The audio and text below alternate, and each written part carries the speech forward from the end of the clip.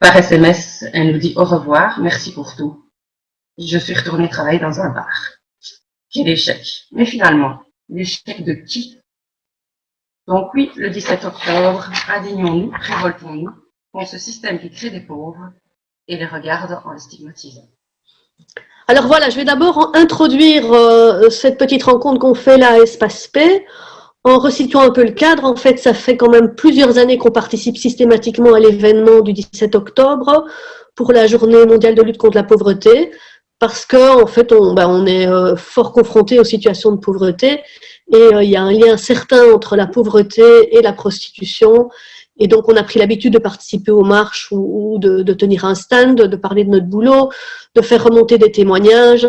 Et voilà, donc c'est naturellement qu'on participe aussi cette année. Je pense qu'en fait, à Espace P, on pourrait être un vrai observatoire du social de notre société. Hein. C'est-à-dire qu'on a vraiment plein de situations différentes, de trajectoires différentes d'entrée dans la prostitution. Et donc, on a bien pu prendre connaissance de toutes les vulnérabilités qui peuvent mener à des situations de débrouille, de prostitution ou de grande détresse, en fait. Donc, j'ai envie d'abord de parler de la situation très fréquente de la migration. Hein, c'est une des vulnérabilités qui concerne quand même plus de la moitié de nos contacts. Et c'est une vulnérabilité parce que les gens se retrouvent isolés de leur réseau d'entraide familiale, en tout cas. C'est des personnes qui parfois ont le problème de la langue, hein, donc ils connaissent pas le réseau social en Belgique où ils ont des difficultés de communiquer. Et puis, on a éventuellement aussi le problème de la traite ou de dettes à rembourser liées au trajet, au voyage jusqu'en Belgique. J'ai aussi envie de parler du rejet familial. C'est aussi une des tragédies, notamment qui concerne les situations de jeunes homosexuels hein, qui se retrouvent exclus de leur famille après leur coming out, parce qu'en fait, il y a encore beaucoup de racisme contre les HSH, contre les personnes homosexuelles et tout le milieu LGTBQ, etc. Il y a également la situation de l'absence de famille. Hein, donc, on a un certain nombre de gens qui viennent des institutions, qui ont des familles absentes ou défaillantes ou toxiques ou tout ce qu'on veut. C'est aussi un facteur de vulnérabilité. On a toutes les vulnérabilités liées au genre. Le fait d'être une femme, c'est un risque en plus, on va dire, dans notre société pour basculer dans la précarité. Et là, je pense aux personnes qui vivent des situations de violence conjugale et qui sont dans l'obligation à un certain moment quitter un logement déjà et un partenaire violent. Mais aussi, on a eu des situations de personnes qui ont fui un mariage forcé, par exemple. Je pense à une dame de Macédoine, où c'était vraiment une histoire de devoir fuir un mariage forcé organisé par la famille. Voilà, donc c'est tout à fait alors un autre éclairage sur ce qui peut mener les gens. Donc cette personne, je me souviens, avait été restée 3-4 jours finalement arrivée en Belgique à errer. Elle avait perdu son point d'attache et elle a regardé les vitrines pendant 3-4 jours avant vraiment, poussée par la faim, de faire le pas de se présenter parce qu'elle était vraiment en situation d'isolement complet en Belgique. Par rapport aux vulnérabilités liées au genre, on a évidemment les personnes qui fuient la famille, et je pense plutôt aux jeunes alors, dans des situations d'abus. Et donc, ils se retrouvent à fuguer et puis qui se retrouvent dépourvus d'entraide et en situation de détresse. Voilà, je pourrais aussi vous parler de la problématique spécifique des transgenres, hein, qui sont des personnes qui ont plus difficilement accès à l'emploi, du fait qu'il y a un changement d'identité de genre. On a eu des personnes victimes d'escroquerie. Je pense à 2 personnes. Une personne qui a été victime d'escroquerie dans le cadre des travaux faits dans sa maison. Hein, elle s'est retrouvée à payer un acompte. Et puis un entrepreneur qui part avec l'acompte et une maison qui était en partie détruite, avec des grosses difficultés pour pouvoir à nouveau se loger. Je pense à une autre dame qui avait un associé, et puis l'associé aussi est parti avec l'argent, on lui a laissé toutes les dettes, où il y avait de l'argent en noir dans l'histoire, et donc la personne se retrouve complètement dépourvue parce qu'elle ne peut même pas porter plainte pour récupérer son investissement, quoi. Donc voilà, c'est parfois donc des situations qui peuvent, je vais dire, arriver à tout le monde, sans être migrante, sans être issue d'institutions, juste une personne indépendante, voilà, qui a un associé foireux. Je pense aussi à d'autres trajectoires plutôt en lien avec les états de stress post-traumatique. Donc des personnes qui vivent un trauma et qui perdent les pédales pendant quelques mois. Et donc, on va dire laisser aller aussi peut-être les situations, enfin les factures, mais aussi une perte de repères. Je pense à des gens qui perdent un enfant, une dame qui avait perdu son mari alors que c'était lui habituellement qui s'occupait des affaires dans le couple. Donc des personnes qui vont être en rupture de repères et qui vont remettre complètement en question toute leur manière de fonctionner, toutes leurs valeurs aussi, parce qu'elles sont déboussolées à la suite d'un trauma. Je pense qu'on doit aussi absolument parler aujourd'hui des familles monoparentales. C'est une vulnérabilité particulière. Je pense aux personnes, aux femmes seules qui ont des enfants, par exemple, à l'université. Je pense que l'entrée à l'université, on vient de passer par ce moment-là. Mais si vous devez payer le code, si vous devez payer la garantie locative, le Minerval, etc., etc., on a évidemment des bourses, mais il y a toutes les personnes qui se retrouvent en dessous ou juste au-dessus, pardon, du seuil d'admissibilité pour les aides. Et ça, je pense que c'est vraiment aussi une problématique vraiment sur laquelle il faut appuyer. Pour des tas de situations de précarité, de détresse en Belgique, on a une limite à partir de laquelle on est aidé. Mais chaque fois qu'on dit qu'il y a une limite, ça veut dire qu'il y a des gens qui sont très proches de la limite, qui n'ont pas accès à l'aide et qui se retrouvent vraiment dans des situations de vulnérabilité parce que dans la réalité, elles sont aussi bien dans les difficultés que la personne qui gagnerait, je vais dire, 20 € en moins et qui elle a droit.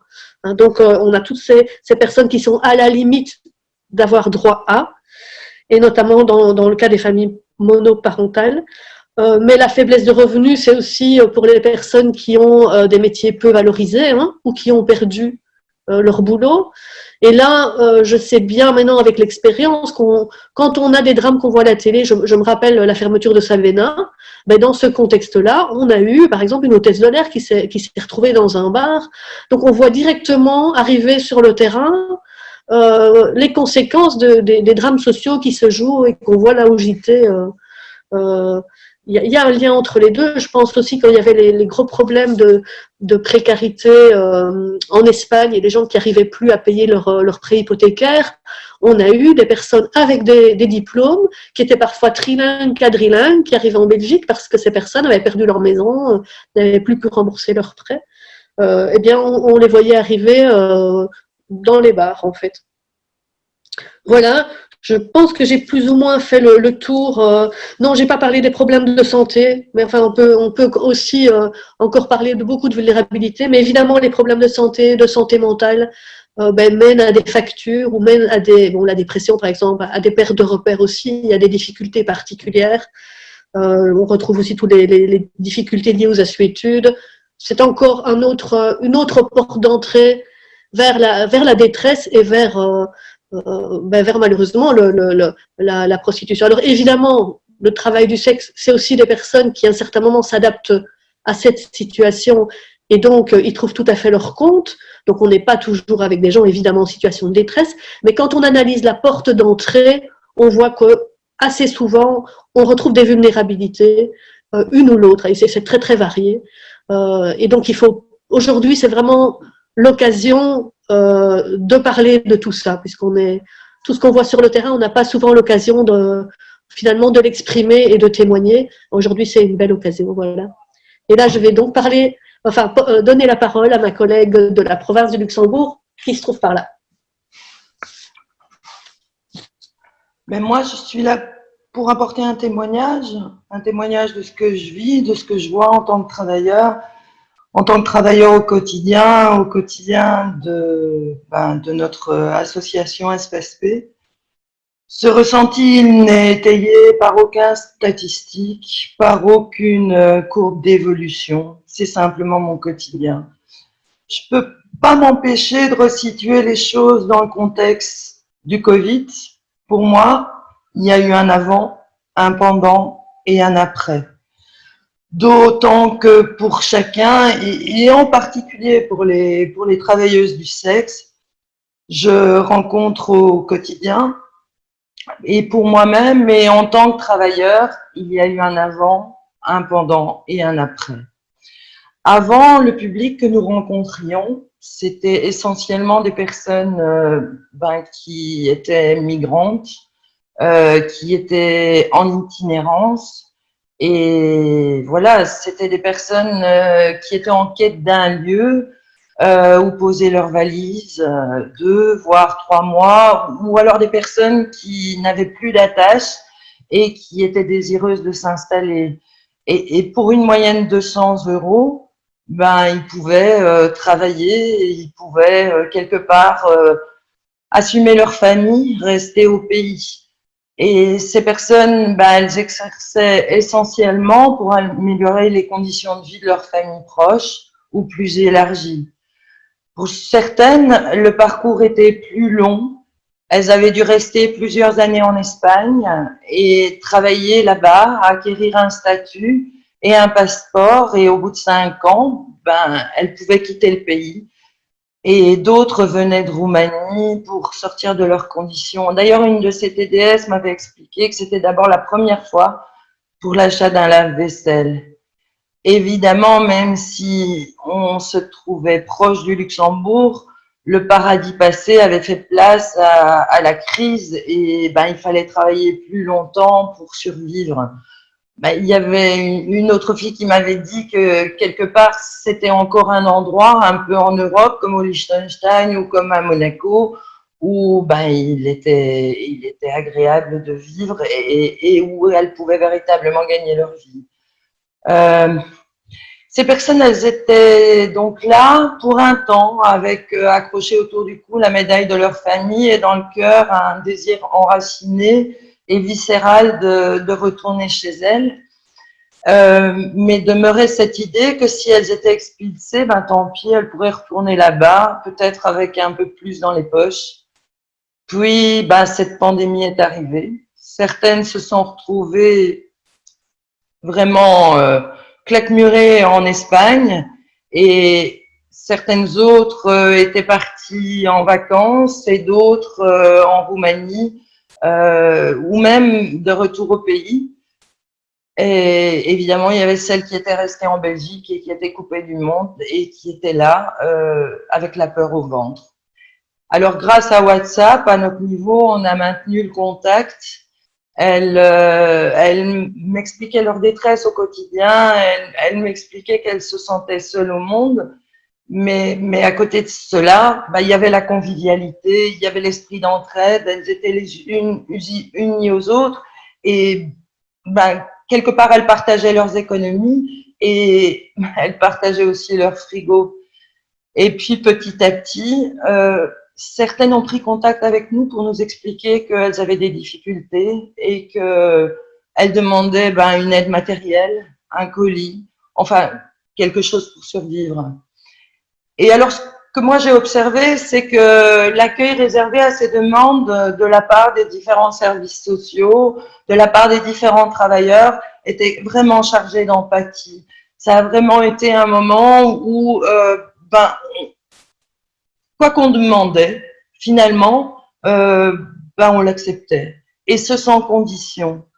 C'était quelque part un moment où, que ce soit un coup de fil ou un échange très très court, les différents organismes, CPAS, organismes de solidarité, nous fournissaient bons alimentaires, colis. Il était vraiment plus question de savoir si la personne avait un droit de séjour, était inscrite à la commune. C'était simplement de combler le droit de vivre dans la dignité et surtout de se nourrir. Alors, il y avait des allocations spéciales Covid, il y avait le fonds Roi-Baudouin, il y avait les droits passerelles pour certaines des TDS, bien que là, c'était pas évident, mais quelque part, on essayait de faire tout ce qu'il fallait. Et il y a plein d'initiatives citoyennes qui ont surgi. On a mis des locaux à disposition pour les transmigrants. Les citoyens de la commune se sont mobilisés pour fournir le nécessaire en vivres et en matériel de première nécessité. Dans une ville qui était vide, où chacun était vraiment chez soi, ben, j'avais le sentiment que la solidarité, elle était dans le cœur de chacun. Il me revenait d'ailleurs, parce que c'est de ma génération, en tête la chanson des Restos du Cœur de Coluche qui disait qui me donnait l'impression en tout cas que l'État avait compris que dans ce pays, aujourd'hui, on n'avait plus le droit d'avoir faim ni d'avoir froid, qui était dépassé chacun pour soi et que quand je pense à toi, je pense à moi. Et il y avait plein de messages de remboursement, de remerciements, de soulagement de TDS. On était presque envahis par des messages de remerciements finalement. Et mon collègue et moi, on se disait qu'on faisait simplement notre boulot, que c'était notre travail tout simplement. Et puis, il y a eu le déconfinement. Et tout s'est dégonflé comme un ballon de baudruche. Et quelque part, ce monde meilleur dont tout le monde parlait a à nouveau cédé la place au monde des chiffres. Et la Belgique va connaître une récession sans précédent. La dette est devenue abyssale. Voici, oui, le retour du repli sur soi et de la peur. Malgré tout, les aides sont là. Post-Covid, cette fois, sans condition, non, être en règle. Et les travailleurs du sexe, on attend et sous condition. Et c'est retour à la case départ. C'est le retour du monde d'avant, mais aussi du monde des protocoles. Et j'ai vu qu'en fait, toutes ces filles, elles essayaient d'appliquer tout à la lettre. Elles nettoyaient, elles utilisaient tous les produits possibles et imaginables pour se protéger, mais aussi protéger les autres. Et certaines, à côté de ça, elles n'en pouvaient plus d'être éloignées de leur famille. Et évidemment, là, il y a ce qu'on a appelé les fameux codes. Alors, il y a eu les codes orange et il y a eu les codes rouges. Mais bon, ça les empêchait, en tout cas, le retour au pays. Et puis, petit à petit, après ce moment de déconfinement, ça a été le retour à la normale. Et ce que j'ai vu apparaître à ce moment-là, c'est évidemment les masques, la distance de rigueur. Et puis, on dessine des croix dans les administrations à la place des chaises. On installe des plexiglas et désormais, on reçoit avec le masque et les plexis. Et c'est l'après. Et c'est une TDS qui vient me voir et en fait, elle vient me voir parce que elle est désespérée parce que sa référente lui a dit qu'elle allait peut-être perdre son revenu de remplacement si elle ne trouvait pas une formation ou un travail. Et là, j'ai vraiment eu le sentiment qu'on était retourné à la case départ. J'ai vraiment eu le sentiment que c'était un retour et un nouveau tour de manège. Ça avait vraiment un goût un petit peu amer, je vais le dire. Et quelque part, elle était sur cette liste d'attente, elle essayait d'expliquer qu'elle était sur cette liste d'attente, elle montrait sa volonté d'aller à cette formation, mais comme d'habitude, ça suffit pas. Donc elle venait me voir, mais elle savait pas trop ce qu'elle pouvait faire. Alors moi, tout simplement, je lui ai dit, à mon avis, avec une lettre, peut-être qu'avec une lettre de ta formation qui explique justement la situation, qui explique justement qu'il y a des listes d'attente, tu pourras faire patienter ta référente.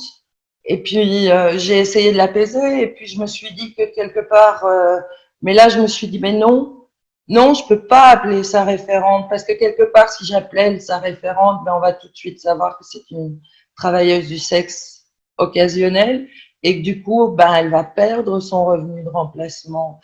Et puis voilà, je la vois qui s'effondre et c'est sa sœur qui prend le relais parce que sa sœur l'accompagnait et elle était exclue, elle était exclue du chômage et elle aussi était TDS occasionnelle. Et là, elle me dit, tu sais, j'ai peur pour ma sœur. J'ai peur pour ma sœur parce que j'ai l'impression qu'elle va se suicider. Elle a acheté de la Morora, elle sait plus quoi faire, elle a perdu 10 kilos. Et moi, je suis là, je suis impuissante et je lui explique mon impuissance, je lui dis que je vais mettre en danger sa situation.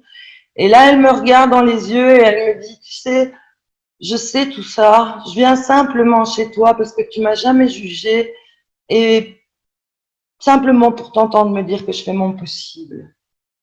Et ben, pour cette raison-là, parce que c'est mon boulot, tout simplement, de m'occuper de ces TDS invisibles, de ces personnes qui ne peuvent, ne veulent, ne savent pas toujours comment autrement vivre ou survivre, parce que je me refuse à considérer que la solidarité est un vain mot, et quelque part parce que je suis une idéaliste et que je crois en un monde plus juste, je veux pouvoir vraiment continuer à m'indigner comme Stéphane Hessel, à m'indigner et je vais reprendre ces paroles. Je vais reprendre ces paroles qui disent indignez-vous et indignez-vous et je vous souhaite à tous et à chacun d'entre vous d'avoir votre motif d'indignation. C'est précieux quand quelque chose vous indigne, comme j'ai été indignée par le nazisme, alors où on devient militant, fort et engagé. Alors indignez-vous le 17 octobre. Et là, je vais passer la parole à ma collègue de Bruxelles, Isabelle. Voilà, à ton tour. Rendre visible l'invisible. Le 17 octobre, journée mondiale de lutte contre la pauvreté, c'est aussi ça. C'est aussi parler de situations qui représentent pour moi, en tant que travailleur social depuis plus de 20 ans, les richesses immatérielles que notre public peut nous apporter, peut transmettre et peut nous donner. Je vais vous parler de deux situations qui m'ont fortement touchée dans ma carrière. Une qui date d'il y a 2 ans, ça concerne le mois de juin 2018, où le 5 juin, à l'arrivée au bureau, on apprend l'assassinat de Nice, qui est une TDS qui travaillait dans le quartier nord, dans les carrés rue Linné. Lorsqu'on a appris son assassinat, il y a eu un déferlement de douleur, de tristesse, de peur et d'angoisse qui ont envahi le quartier, qui ont envahi notre équipe de travailleurs sociaux de Bruxelles, ainsi que les travailleuses et travailleurs du sexe. Et ce jour-là, à 10h30 du matin, 20 TDS débarquent au bureau. Personne ne leur avait dit que Nice était décédé. Personne n'avait pu mettre ces mots-là parce que les TDS n'étaient pas des membres de la famille. Nous étions informés parce que nous avons un contact avec la police des mœurs du quartier, qui était tout aussi touchée par l'événement. Et c'est à ce moment-là alors que nous avons transmis cette information auprès de ces personnes. Et c'est là qu'un tsunami d'émotions a transpercé notre petit bureau par des cris, des larmes, des indignations, de la colère qui ont percuté à la fois nos cœurs et à la fois nos corps de travailleurs sociaux. Les femmes nous ont témoigné leur confiance en laissant se déverser ce flot de douleur et de rage qu'elles ont osé exprimer dans notre bureau. Et nous avons écouté pleurer leur cœur par cette colère et cette injustice. Et puis, les éléments se sont enchaînés et nous avons décidé d'agir ensemble avec les TDS. Nous les avons accompagnés, nous les avons soutenus bien au-delà de nos mandats de travailleurs sociaux. Nous avons franchi la limite pour entrer dans l'intime d'une communauté complètement endeuillée. Et c'est avec fierté que nous avons été admis pour pleurer, pour accompagner et soutenir non pas une personne, mais un secteur. Une richesse immatérielle nous a été donnée par cette communauté parce qu'elles nous ont acceptés. Elles ont accepté qu'on puisse avec elles pleurer la mort de leurs collègues. Les TDS du quartier nord ont fermé leur carré durant plusieurs jours pour manifester leur colère, leur tristesse, mais surtout leur deuil. Une grève du sexe tarifée dans le quartier nord, c'est du jamais vu dans l'histoire du quartier. Une rencontre, quelques jours après, a été organisée par la police, avec la police, pour que les travailleuses du sexe puissent exprimer auprès de ces services leur indignation. cette injustice de ne pas avoir été aidé au moment où il le fallait, de ne pas avoir été entendu et de ne pas avoir été écouté. Une semaine après, une marche de solidarité a été faite qui était à l'initiative des TDS. C'est en coordination avec UTSOPI que nous avons organisé la logistique pour que la marche puisse se faire. Et ce jour-là, dans la rue des Plantes, il y avait énormément de monde. Beaucoup de personnes issues de comités d'habitants du quartier, issues d'associations, mais d'associations pas que de Bruxelles, des associations qui sont venues de Flandre, qui sont venues de la région wallonne, pour marcher, pour soutenir la situation. Mais il n'y avait pas de TDS. Elles avaient peur. Elles avaient peur parce que les médias étaient là, la presse était présente. Elles avaient peur parce qu'elles n'avaient pas envie d'être vues, elles n'avaient pas envie d'être reconnues. Rendre visible l'invisible. Comment pouvions-nous faire pour qu'elles puissent participer quand même à cette marche, alors qu'elles étaient initiatrices et demandeuses à la base? Et c'est grâce à la confiance que nous avions tissée durant ces moments-là, durant les jours précédents, c'est grâce à cette lutte et cette rage et cette indignation qu'elles avaient encore, qu'elles ont quand même décidé de sortir de l'ombre et de venir rejoindre plus de 200 personnes qui étaient présentes et qui les attendaient.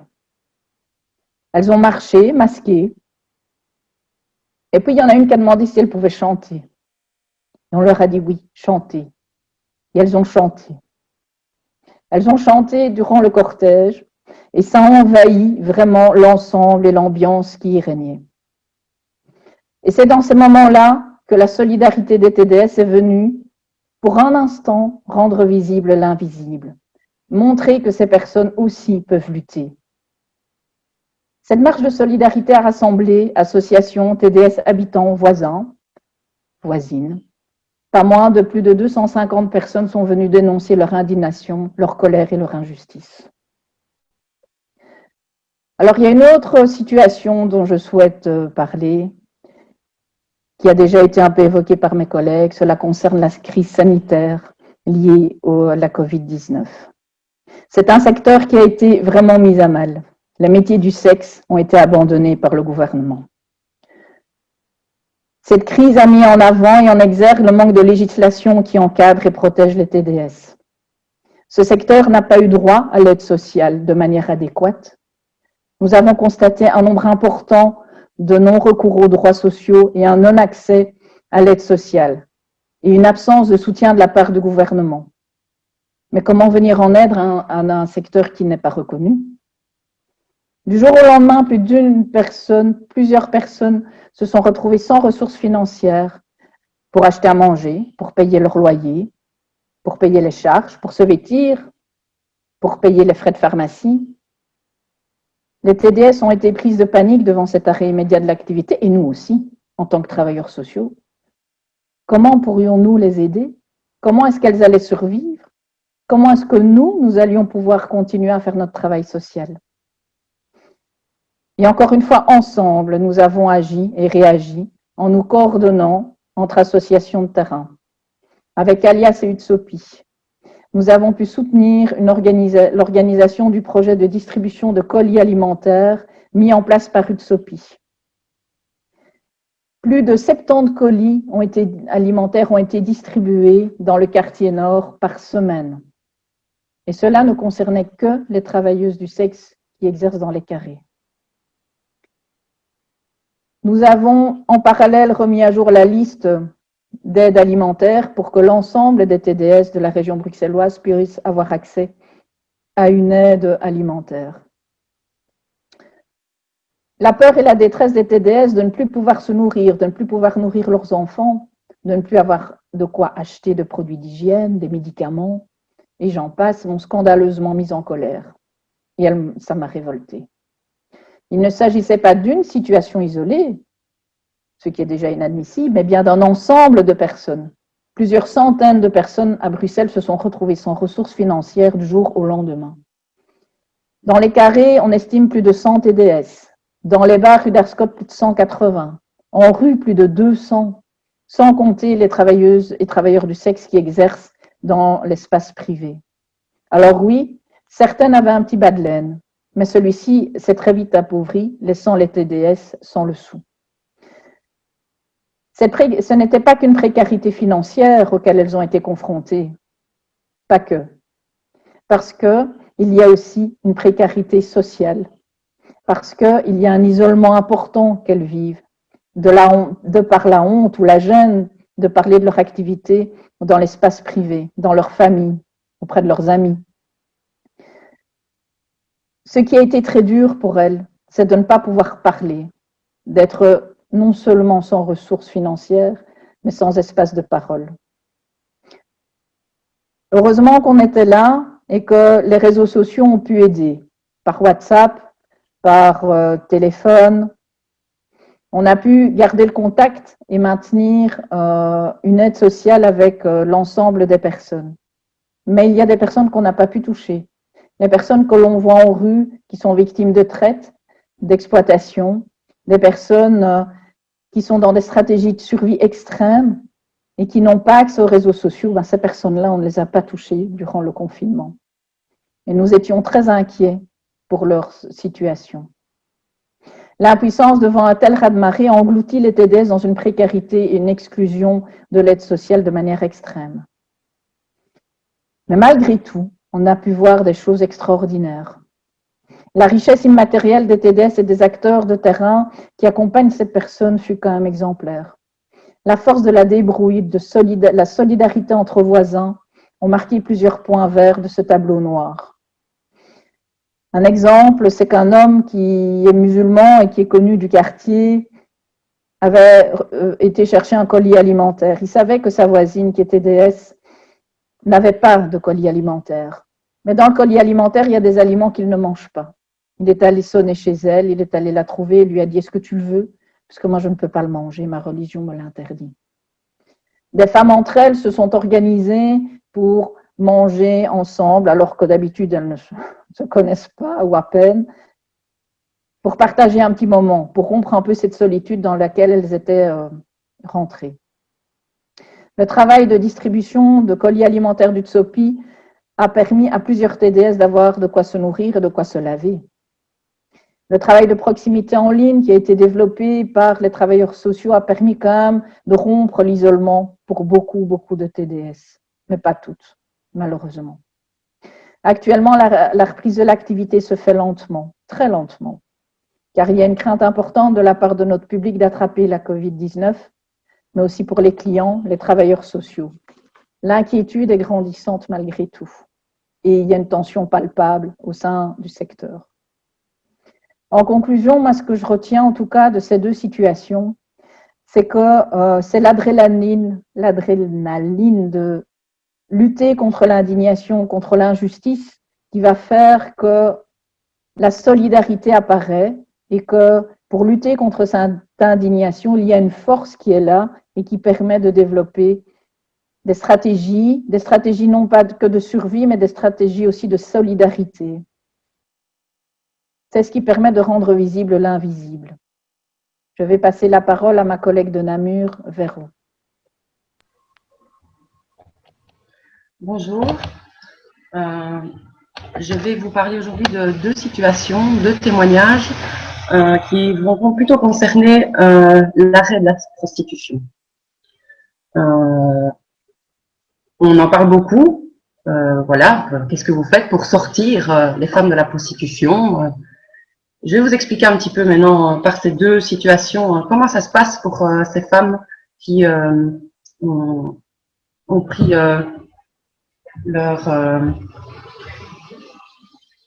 pas leur sort, mais enfin, voilà, qui ont pris cette décision en tout cas de passer à autre chose.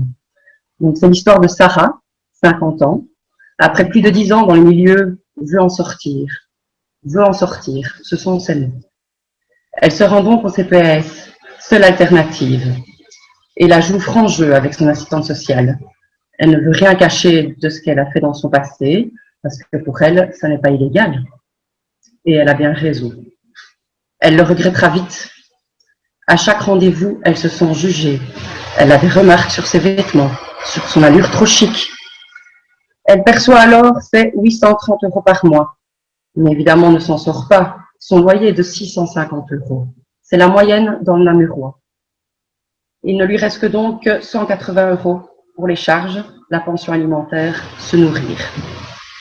Lorsqu'elle demande une aide alimentaire à son assistante sociale, celle-ci lui répond que non. Elle n'a qu'à déménager. Elle n'a pas besoin de garder son appartement de luxe. Nous avons dû faire appel à un autre service social, réexpliquer la situation, se remettre de nouveau à nu. Et ce n'est vraiment pas facile parce qu'il y a toujours cette peur de jugement qui est là. Quelques mois plus tard, elle me retéléphone et elle me dit ben voilà, j'ai raté un rendez-vous avec mon assistante sociale du CPS. Je n'ai pas eu l'argent pour prendre le bus et m'y rendre. Mon CPS a été coupé. Retour à la case départ.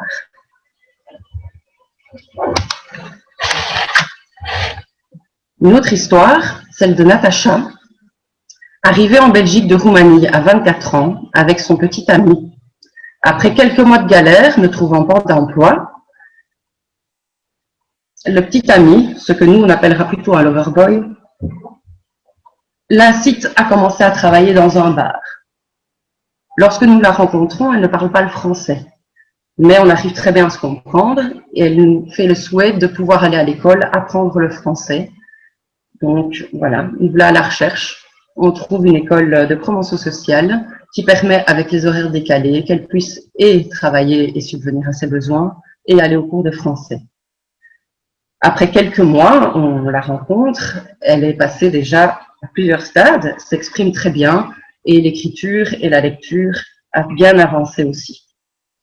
Et là, elle nous confie qu'elle se rend compte de la situation dans laquelle elle est, de l'influence que ce soi-disant petit ami a eue et nous demande de l'aider à quitter le milieu de la prostitution. Elle a un diplôme de vendeuse en poche, on peut très bien faire reconnaître et donc nous la partie dans une reconversion professionnelle. On se rend d'abord au CPS pour qu'elle puisse avoir une aide sociale. Et là, le CPS refuse d'intervenir car elle est européenne. Et en tant qu'européenne, son titre de séjour est lié à son contrat de travail. Si elle fait une demande à l'État, retour au pays. Elle avait mis un petit peu de côté parce qu'on avait préparé cette sortie. Donc on se dit, ok, elle a de quoi devenir, nous allons faire autrement. Je demande quand même à l'assistante sociale, vu la particularité de la situation et du travail de madame, ne pourrait-on pas faire une exception?